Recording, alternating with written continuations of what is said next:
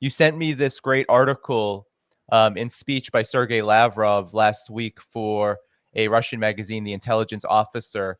And he talks about how multipolarity is an emerging trend. And it feels like the global south, Russia being one of the major countries, are moving away from this sort of neoliberal financialization that has, I mean, you talked about $10,000 average debt, Michael, in the United States. Roughly half the country makes $30,000 per year. So when you're talking about an average debt of that much, you're talking about people really underwater. But if you could talk about what Sergei Lavrov said, why is it significant in terms of what's going on today? Because we have a lot of developments that have just broke in the last few days, 24 to 48 hours, that I feel like are very related to what he had to say. So I'll let you take it from there. Well, Lavrov actually said the exact opposite of what you described him as saying. It's not that the other countries are withdrawing from the dollar area, it's that the dollar is driving other countries out of the dollar area.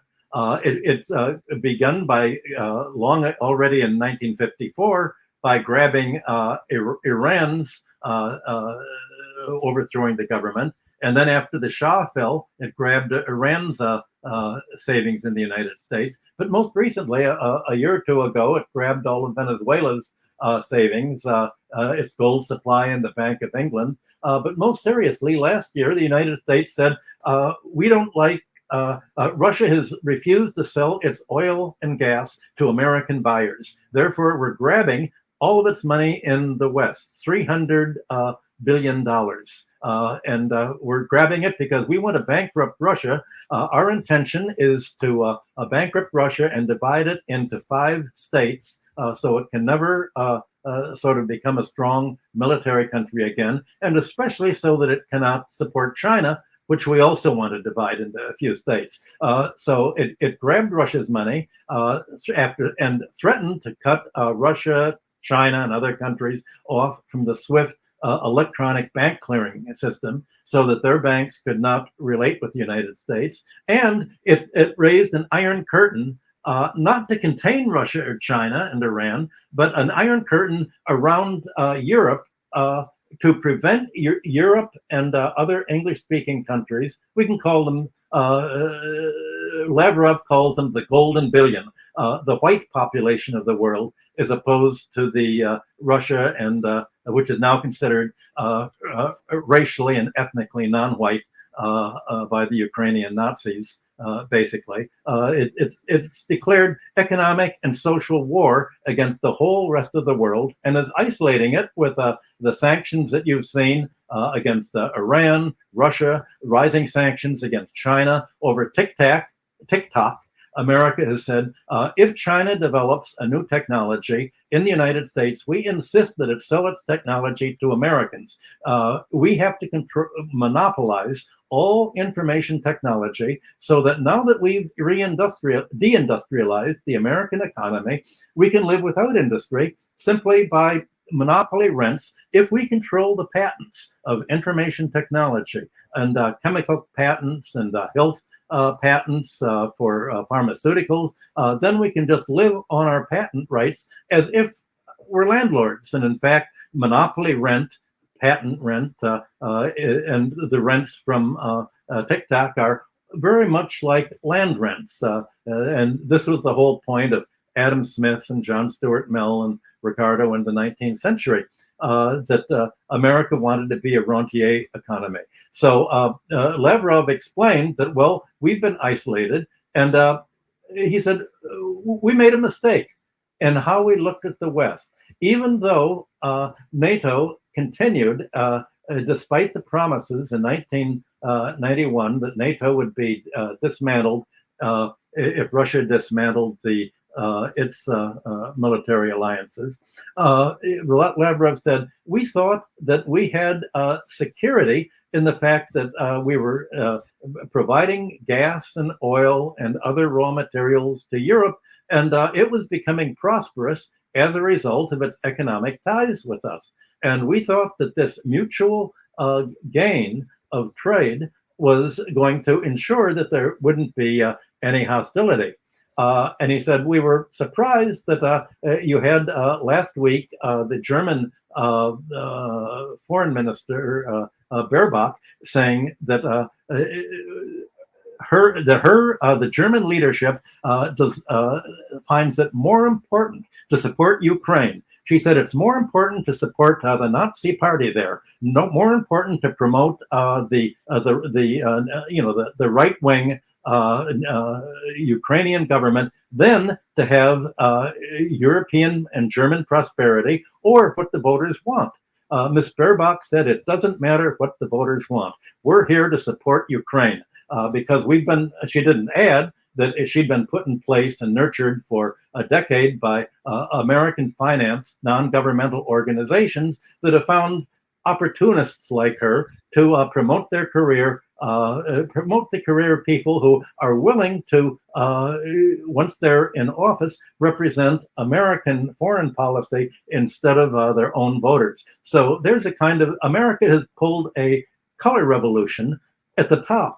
In Germany, Holland, England, and France, you have essentially where the foreign policy of Europe is not representing their own economic interests. It simply has said, we are committed to support a war of what they call democracy, by which they mean oligarchy, and including the Nazism of the Ukraine, against autocracy. Autocracy is any country strong enough to prevent the emergence of a creditor oligarchy, like China has prevented a creditor oligarchy, and like Putin in Russia has been able to check the kleptocrats that were sponsored by the United States in the 1990s, and to say to the kleptocrats, well, you can keep the money, but you have to support pro-Russian policies, not simply sell out your oil to American companies to take over. Oil and natural resources are Russian companies. We're not going to lose our national patrimony on that. So Lavrov wrote really a very eloquent article. I'll read you one sentence that he said was, we no longer have any illusions about converging with Europe, being accepted as part of the common European home, or creating a common space with the EU. He said, all these declarations of European capitals have turned out to be false. He said, the latest developments have clearly shown that the ramified network of mutually beneficial trade, economic and investment ties between Russia and the European Union were not a safety net. The EU did not think twice about sacrificing our energy cooperation, which was the pillar of their prosperity. We've seen that the European elites have no independence and always do what they are ordered to do in Washington, even if this results in direct damage to their own citizens. So what he explained in this article was that the mistake that Putin and the Russians made was believing it was, I think, a legacy of their Marxist materialist background. They thought that the politics of all countries was going to reflect the economic interests of their countries. And it did not dawn on them.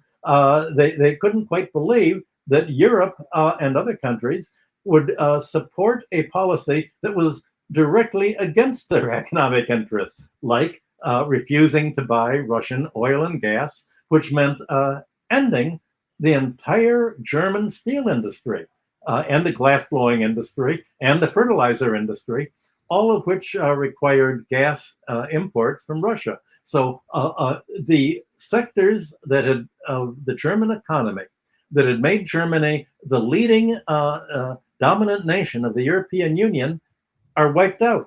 And the only choice of European steel companies and other companies is to move to the United States. One doesn't know what's going to happen to their labor force, but obviously there's going to be a crisis here.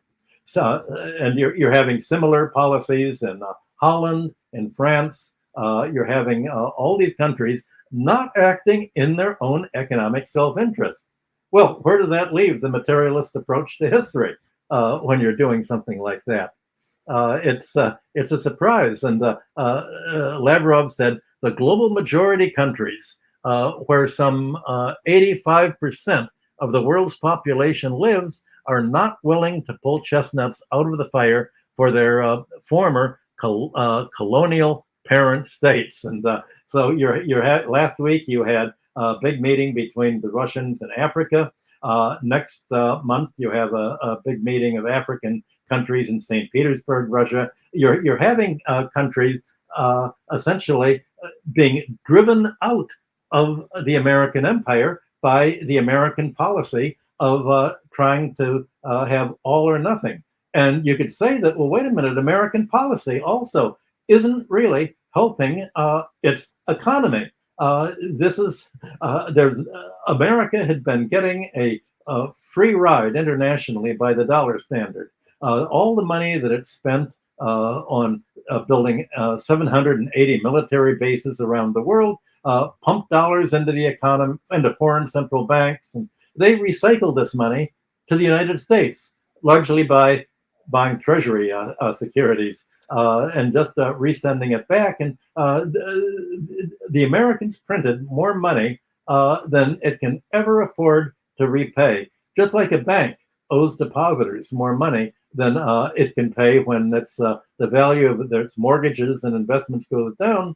The United States, now that it's deindustrialized, has no way of paying foreign countries the dollars that the money that it's run up in their own currency. In other words, if countries said we want to take the hundreds of billions of dollars that we've invested, and we want to take it back into our own currencies or into gold or into something else, America doesn't have the means to pay. And there's a recognition that this policy of building up debt has not only imposed debt deflation on the American economy, not only pushed the American economy into a chronic austerity and depression, but it's driven the whole world to pull away and use its economic benefits for itself, such as I think yesterday France announced that it was going to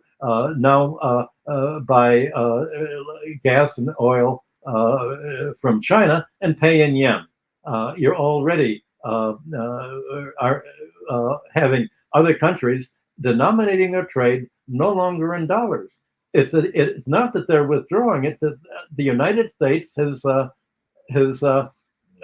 driven them away because China is afraid to get any more dollars. It's worried that since President Biden has said that we're in a 20 to 30-year war against China to decide who's going to rule the world, American democracy or Chinese autocracy, meaning efficient industrial production versus deindustrialization. Obviously, China thinks, well, we better save ourselves from having the fate that occurred to Russia. So that's what's happening. What's happening in the world, and that you're getting. I think it's Lavrov who's explained this more clearly than anyone else. You get in his speeches and those of President Putin just a feeling of disgust with the West, and they're really disgusted at having been suckered into believing that Europe was going to act in its own self-interest instead of acting as a political and economic and military colony of the United States. Yeah, indeed. And there's a lot of developments that have come out of, you mentioned France, but there's a lot of others, even just in the last 24, 40 hours to speak to. But before we get to that, could you speak maybe briefly about, you talked about Europe kind of shooting itself in the foot, going against its own economic interests, in Russia, in many countries now realizing this. But on the other hand, there's a lot of connections. Oftentimes what you'll hear is that Wall Street, the financiers, the finance capital really benefits from war. Is that the case when it comes to this increasingly aggressive move to push out countries like Russia, like China, to push them away. Who benefits? Is finance capital benefiting, and how? I don't think you can say finance capital benefits. It's just the opposite that's happening. It may be that banks that lend money to the major military industrial complex benefits, but finance capital would benefit much more with active world trade. Banks traditionally have made, ever since the Middle Ages, have made a substantial part of their earnings on financing international trade through short-term collections outstanding, trade credit that you need. You need banks to play a role when you're importing from some country to make sure that the money is going to be there and the money will be paid when the product export is actually delivered. Banks make money on financing international investment. So if you have a move to autarky, that doesn't help the banks. After World War I, when you had the government, U.S. government, insisting on inter-allied debts to the point that it broke down Europe and kept the debt flow going only by lowering interest rates and creating a stock market bubble that broke in 1929. That didn't help finance. So finance really doesn't help benefit by war. And this war is not being led by the financial sector. It's led by the neocons that have a completely different motivation for war. It's a real visceral hatred of Russia. And this is, it's not an economic hatred. It's an ethnic hatred of Russia, and just an emotional hatred of Russia, and followed by a race hatred of China. That's always been as American as apple pie. You'd think that there would be some financial interests that oppose the war. And in fact, what's surprising is that the anti-war movement in the United States is not being led by the left. It's being led, it's by, who are the big anti-war people? Mainly the libertarians, the Republicans, Donald Trump. Where is the left? Not Bernie Sanders. He supports Biden and Ukraine. Not by the Democratic Party. The question is whether Trump and other people, are Republicans, are going to try to make the 2024 election precisely one of saying, well, if you're for the American prosperity, including employment for American wage earners, we've got to end the war economy. Whereas the Democratic Party said it's worth cutting back Social Security here. It's worth cutting back medical support, Medicaid, and social spending in order to fight the war. Military spending is sacrosanct, and the war is essentially what our State Department, our CIA, and the Federal Reserve under Miss Yellen is all about. And this is going to be very interesting. This is the first time, I think, when it's not the left that's in favor of the war. Although, if you look at World War I, it was the peace groups and the left that were the first in almost every country to applaud the war, except for Jane Debs and the socialists in America, and Karl Liebknecht and Rosa Luxemburg in Germany. The social democratic parties were all for the war, and you're having that again today. Who would have thought that it would have been a party calling itself the Green Party that's the leading belligerent pro-war party in Germany, and the social democratic parties throughout Europe that are all for the war? Again, we're not in a reflection of economic interests anymore, but political interests, and it's I don't know whether you'd call it an ethnic war or what you'd call it, but whatever it is, it's a national hatred of Russia, China. Maybe it's just of the other. Maybe it's just of any foreign country that the United States does not control. It looks at as an enemy. And if it's unable to exploit it, it looks at that as being a threat to its very identity. Yes, indeed. And that trend you talk about, the social democrats, or we could call the maybe the establishment left, even for like Josep Borrell comes to mind. Spain, he's a part of a socialist workers party in Spain, but he is maybe one of the most enthusiastic promoter of the white man's burden of all things when it comes to this war that they are waging in Ukraine against Russia.